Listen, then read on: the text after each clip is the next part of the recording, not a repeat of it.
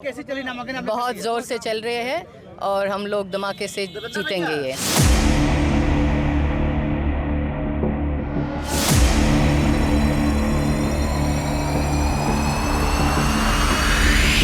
यहाँ से निकल के मैं सीधे अपने क्षेत्र जाऊंगा और मेरी शुभकामना को चुनाव लड़े और जीते।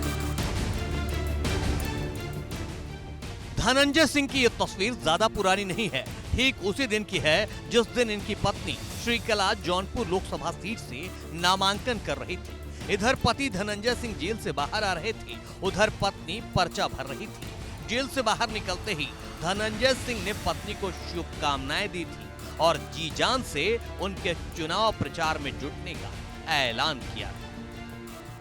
यहाँ से निकल के मैं सीधे अपने क्षेत्र जाऊंगा और मेरी शुभकामना को चुनाव लड़े और जीते। तो सवाल ये है कि 2 से 3 दिनों में ऐसा क्या हो गया कि जौनपुर की सियासी फिजा ही बदल गई। श्रीकला की जगह बीएसपी ने श्याम सिंह यादव को उम्मीदवार बना दिया। रातों रात इतने बड़े बदलाव की आखिर वजह क्या है, ये हर कोई जानना चाहता है। कयासों का बाजार गर्म है, लेकिन पहले उन्हें सुन लीजिए जिन्हें श्रीकला की जगह टिकट मिला है।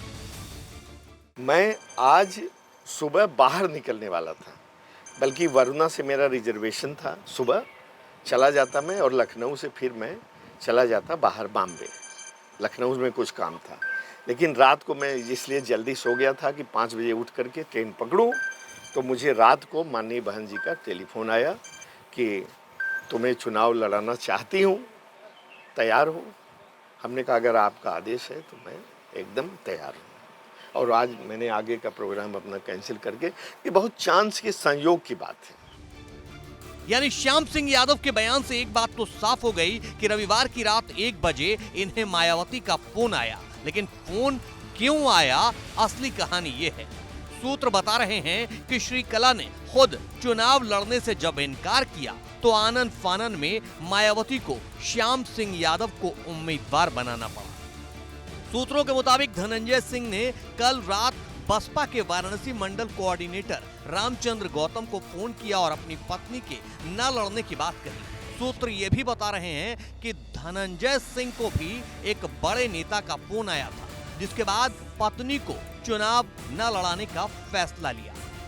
सूत्रों के मुताबिक बीजेपी के आंतरिक रिपोर्ट में जौनपुर में बीजेपी तीसरे नंबर पर जा रही थी। ऐसे में सूत्रों की माने तो धनंजय सिंह से बीजेपी के कुछ बड़े नेताओं ने संपर्क किया। उसके बाद तेजी से जौनपुर का समीकरण बदला है। दावा है कि दिल्ली के बीजेपी के एक बड़े नेता ने धनंजय सिंह से कल यूपी के एक बड़े नेता के फोन के जरिए बात की। अब कहानी समझिए। धनंजय सिंह को नमामि गंगे प्रोजेक्ट मैनेजर अभिनव सिंघल का अपहरण कराने, रंगदारी मांगने, गालियां और धमकी देने के मामले में जौनपुर की एमपी एमएलए कोर्ट ने दोषी करार देते हुए 7 साल की सजा सुनाई है। हालांकि कोर्ट ने उनकी जमानत स्वीकार की है, लेकिन सजा बरकरार है। तो क्या इसलिए धनंजय सिंह और उनकी पत्नी ने चुनाव से कदम पीछे खींच लिए? इसकी आगे की कहानी यह है कि धनंजय सिंह और उनका परिवार जल्द ही जौनपुर सीट पर बीजेपी के समर्थन का ऐलान कर सकता है। धनंजय सिंह का परिवार बीजेपी के लिए चुनाव प्रचार कर सकता है। बीजेपी के कृपा शंकर सिंह के लिए इससे बड़ी राहत और क्या हो सकती है, क्योंकि एक मुश्त राजपूत वोट बैंक अब बीजेपी के खाते में जाएगा, जिससे जौनपुर में कृपा शंकर सिंह की जीत की राह आसान हो सकती है।